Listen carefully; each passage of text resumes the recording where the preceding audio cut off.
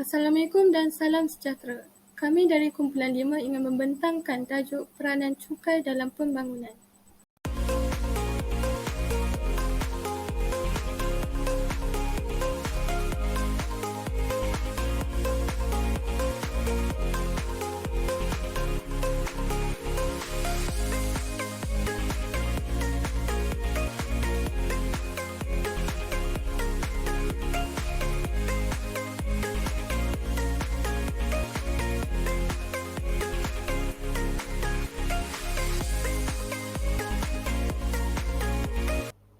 So, pengenalan, apa itu cukai?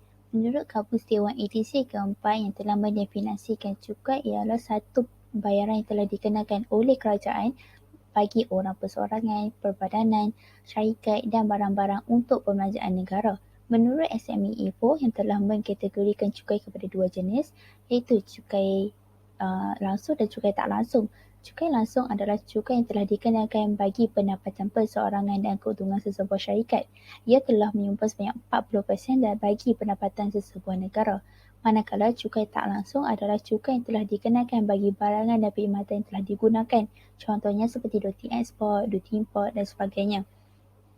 Sistem cukai di dalam negara Islam terbagi kepada tiga, iaitu Al-Jizyah, Al-Kharaj, Jizyah Al-Rus.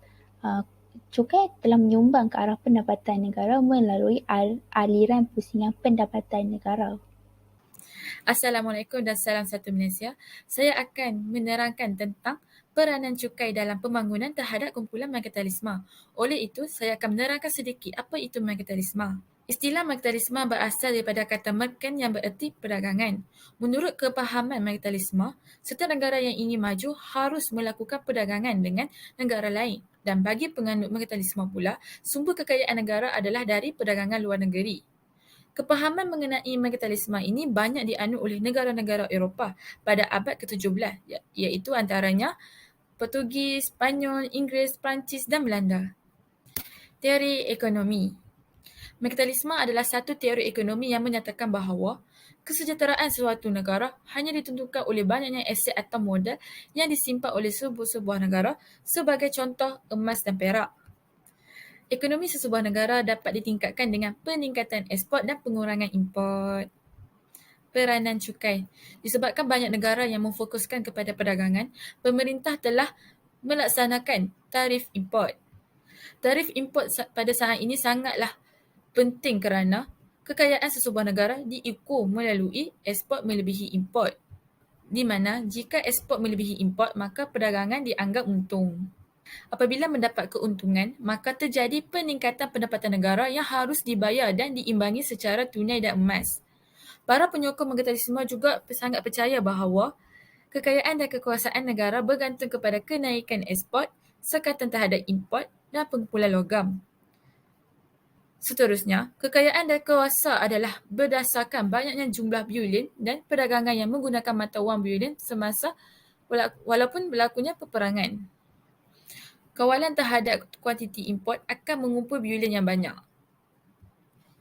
Pengenaan cukai juga turut menyekat dan mengawal perusahaan dan mendorong peningkatan harga ekspor negara. Selain itu, Undang-Undang Merkantilisme turut memperkenalkan cukai melalui Undang-Undang Gula. Tokoh-tokoh merkantilisme iaitu Thomas Moon dan James Baxter Colbert. Menurut Thomas Moon, untuk meningkatkan kekayaan negara, cara biasa ialah melalui perdagangan. Beliau turut menekankan selagi jumlah ekspor melebihi jumlah import, kekurangan bahan di sesebuah negara tidak seharusnya menjadi masalah besar. Thomas Moon menegaskan untuk sesebuah negara menjadi kaya bukannya terletak kepada pembuatan dan pengumpulan modal sahaja, tetapi lebihan ekspor. Beliau juga berpendapat bahawa perdagangan dalam negara sahaja tanpa melibatkan perdagangan antarabangsa tidak menjadikan sesebuah negara itu kaya. Sesebuah negara juga boleh menjadi kaya dengan mengusahakan tanah terbiar kerana dapat mengurangkan import. Seterusnya, James Baxter Colbert. Menurut beliau, sesebuah negara akan mempunyai kekuatan dari segi kewangan, kutipan cukai dan kekayaan emas. Ekonomi moden mempunyai pandangan yang lebih liberal mengenai pencukaian. Ia menekankan supaya pencukaian dilakukan sebegitu cara supaya dapat meningkatkan kecekapan ekonomi di samping mencapai agihan pendapatan yang adil. Globalism juga mendorong industri pembuatan dengan memberi subsidi dan menekankan pengenaan yuran import atau pelindungan tarif import dengan memberi subsidi kepada kapal pengangkutan Perancis. Oleh itu, pelaksanaan tarif import pada zaman ini sangatlah penting bagi memastikan jumlah ekspor melebihi jumlah import kerana banyak negara fokus kepada perdagangan. Sekian, terima kasih. Seterusnya. Assalamualaikum dan salam sejahtera. Saya Siti Aisyah binti Zakaria dan nombor metrik A194-233. Saya akan membentangkan peranan cukai dalam pembangunan yang terdapat dalam kumpulan fisiokrasi. Terlebih dahulu saya ingin menerangkan sedikit pengenalan tentang kumpulan fisiokrasi. Kumpulan fisiokrasi muncul di Perancis sekitar tahun 1756, iaitu pada akhir zaman kegemilangan merkantilisme. Kumpulan ini secara rasminya bermula apabila François Kusnin menerbitkan artikel pertama beliau mengenai ekonomi dalam Grande Encyclopedia pada tahun 1756. Kumpulan ini berakhir pada tahun 1779. Berikutan kegagalan Tunggak mengekalkan kedudukan tinggi dalam kerajaan Perancis serta penerbitan karya Wealth of Nations oleh Adam Smith. Namun, pengaruh fisiokrasi kekal melebihi tempoh 2 dekad kewujudannya dan berjaya menerajui perkembangan ekonomi dunia. Fisiokrasi merupakan tindak balas terhadap merkantilisme dan rejim kerajaan terdahulu Perancis yang bercirikan feudal.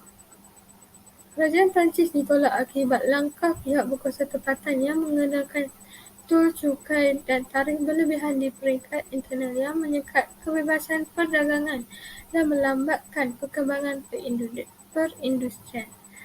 Petani juga dikenakan cukai yang tidak adil ke atas tanah yang disewa dan keuntungan hasil pertanian, tetapi golongan bangsawan dan penduduk dikecualikan cukai. Jumlah cukai berbeza bergantung kepada budi bicara dan jumlah keuntungan petani. Hal ini menyebabkan mereka lebih menekankan kepentingan sektor pertanian. Selain itu, pemilik tanah dikenakan cukai secara langsung kerana hanya sektor pertanian menghasilkan surplus, iaitu lebihan yang dinikmati oleh tuan tanah dalam bentuk sewa. Maka tuan tanah sahaja yang perlu dikenakan cukai langsung. Petani adalah golongan yang mendapat faedah terbesar kerana kewajipan membayar cukai yang membebankan akan terhapus. Namun demikian, idea ini akan menjadikan petani wage laborers, iaitu buruh upahan dengan ladang besar, kerana dasar fisiokrasi lebih mengutamakan kapitalistik farm yang mampu menghasilkan produktiviti lebih tinggi dengan menggunakan teknik moden. Cukai ke atas lebihan pengeluaran pertanian akan mengurangkan nilai tanah dan beri kesan kepada golongan bangsawan pemilik tanah dan bukannya kepada pengusaha ladang. Cukai tunggal yang dikenakan ke atas semua tanah yang terlibat dalam pengeluaran akan membantu menyebarkan beban cukai kepada keseluruhan masyarakat. Fisiokrasi juga meredakan keresahan dan kemarahan golongan bangsawan secara ikhlas mempertahankan hak mereka ke atas tanah dan sewa yang dikenakan. Menurut fisiokrasi, cukai sebanyak 1/3 ke atas lebihan ekonomi adalah mencukupi dan diyakini tidak akan mengagihkan semula kekayaan daripada golongan kaya kepada golongan miskin kerana kebanyakan keadaan tuan tanah akan membayar semua cukai. Terdapat dua tokoh dalam kumpulan ini iaitu François Kusnin dan Anne Robert Jacques Turgot. François Kusnin, anak kepada landed proprietor ini adalah pengasas dan ketua kumpulan fisiokrasi yang berlatar belakangkan pendidikan dalam bidang perubatan. Beliau mengumpul kekayaan menerusi kepakaran dalam bidang perubatan dan pembedahan. Beliau juga terkenal dengan teori ekonomi, cadangan bahawa hanya pertanian menjana hasil bersih positif dan industri itu steril. Beliau memasyurkan cukai tunggal ke atas sewa tanah. Seterusnya, Anne Robert Jacques Turgot. Beliau dilahirkan daripada keluarga bangsawan Normandi yang untuk beberapa generasi telah mengisi jawatan-jawatan penting dalam pentadbiran kerajaan. Setelah memperoleh ijazah dalam bidang teologikal, Turgot menceburi perkhidmatan pentadbiran dan perundangan. turut juga menyokong cukai kepada golongan bangsawan, kebebasan kepada setiap penduduk untuk memilih pendidikan universal dan kebebasan beragama. Baiklah, seterusnya saya akan menerangkan tentang kumpulan klasik. Kumpulan ini bermula pada tahun 1776 apabila Adam Smith menerbitkan karya The Wealth of Nations. Kumpulan klasik terdiri daripada 5 orang tokoh iaitu Adam Smith, John Baptist Say, David Ricardo, Thomas Robert Malthus dan John Stuart Mill. Terdapat teori-teori percukaian yang dikemukakan oleh beberapa tokoh terkenal kumpulan klasik ini. Adam Smith menerangkan bahawa kerajaan hanya patut mengenakan cukai dengan cara yang tidak menggugat kesejahteraan ekonomi dan rakyat negara patut menyokong negara mengikut kebolehan sendiri. Beliau juga mencadangkan pengenaan cukai dilakukan bagi menampung pembiayaan aktiviti kerajaan. Antara amalan ekonomi tersendiri yang beliau percaya ialah kekayaan negara dinilai dari segi stok emas dan perak. Tokoh seterusnya ialah David Ricardo. Beliau mengatakan sama ada kerajaan memilih untuk membiayai perbelanjaan melalui cukai segera atau melalui pinjaman atau defisit perbelanjaan yang akan menghasilkan keserataan dalam ekonomi. Contohnya, sekiranya pembayar sewa berfikir secara rasional, mereka akan mengambil kira peningkatan yang dijangka dalam percukaian pada masa depan bagi membiayai defisit semasa dengan menjimatkan jumlah yang setara dengan perbelanjaan defisit semasa. Maka perubahan bersih dalam jumlah perbelanjaan akan menjadi sifar. Seterusnya ialah John Stuart Mill. Beliau percaya bahawa perlu adanya kadar cukai yang sama rata untuk semua rakyat kerana sistem cukai progresif hanya mendenda mereka yang bekerja lebih keras. Seterusnya adalah kumpulan Keynesian. Kumpulan Keynesian adalah antara kumpulan yang popular dan penting. Kumpulan Keynesian ditubuhkan pada 1936 secara rasminya apabila The General Theory of Employment karya Keynes telah diterbitkan. Idea kumpulan ini dicetuskan daripada pengaruh pemikiran atau idea makroekonomi daripada kumpulan neoklasik dan juga kumpulan institusi. Antara tokoh-tokoh yang terkenal dalam kumpulan Keynesian adalah John Maynard Keynes daripada 1883 hingga 1946 dan Wesley Leontief daripada 1906 hingga 1999. John Maynard Keynes merupakan pengasas kumpulan Keynesian. Beliau dikenali sebagai bapa makroekonomi moden dan beliau telah menerbitkan buku iaitu The General Theory of Employment. Ia merupakan buku yang sangat berpengaruh, manakala Wesley Leontief dikenali daripada analisis input dan output yang telah diperkenalkan olehnya. Keynesian memfokuskan ke arah dasar fiskal dan dasar kewangan untuk mengatasi masalah-masalah ekonomi. Dasar fiskal digunakan melalui komponen cukai dan komponen perbelanjaan kerajaan. Contohnya, apabila berlaku kemesyatan ekonomi, kerajaan akan bertindak untuk mengurangkan cukai dan meningkatkan perbelanjaan kerajaan. Hal ini memberi kesan iaitu meningkatkan kuasa beli pengguna, meningkatkan permintaan, meningkatkan pendapatan negara, secara tak langsung akan mengatasi masalah kemesyatan ekonomi. Fasa moden kumpulan ekonomi Chicago bermula pada tahun 1949 apabila Friedman menyertai Faculty of Economy di University of Chicago. Idea ekonomi Chicago ini berasal dari perkembangan aliran pemikiran ekonomi semenjak zaman Marshall yang menekankan kepada pembabitan kerajaan secara lebih aktif dalam ekonomi. Cukai tidak memainkan peranan yang penting kerana berlaku penolakan pendapat Keynesian dengan pendapat ahli ekonomi Chicago. Menurut Chicago, walaupun terdapat turun naik kitaran ekonomi, keseimbangan akan tercapai semula. Ahli Chicago juga berpendapat bahawa dasar fiskal tidak efektif melainkan diikuti oleh dasar kewangan.